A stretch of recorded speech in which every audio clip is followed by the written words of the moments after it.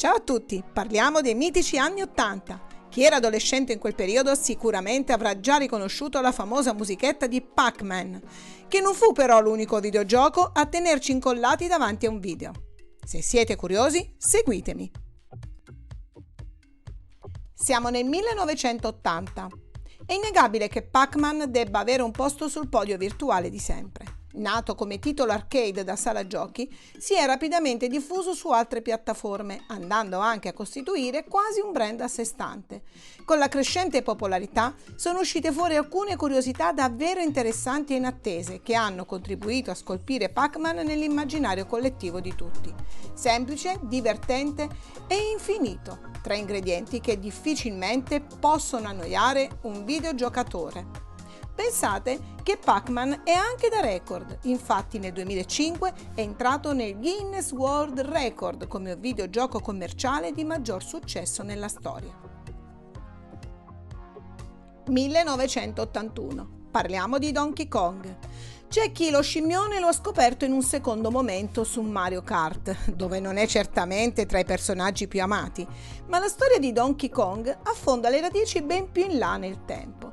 Sviluppato dalla Nintendo e riadattato successivamente per le console in uscita, il gioco è sostanzialmente un'anticipazione della saga di Mario Bros, che qui compare per la prima volta, oltre a essere un omaggio nella sinossi del gioco all'epilogo di King Kong. La sua leggenda più grande?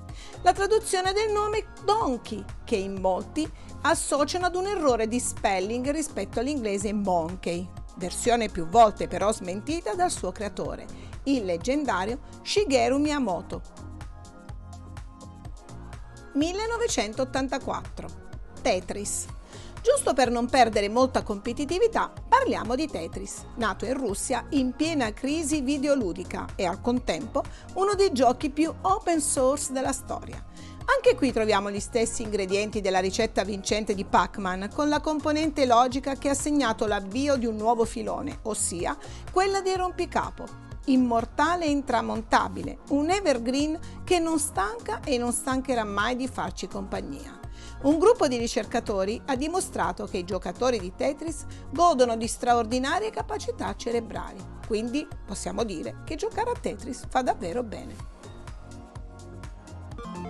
1986. Bubble Bobble. Altro grande successo sviluppato dalla Taito e con protagonisti i simpatici draghetti blu e verdi. Il titolo venne immediatamente convertito per le principali console e venne incensato per la completezza di funzioni tra armi e nemici e per la colonna sonora particolarmente coinvolgente. 1983. Parliamo di Dragon's Lair.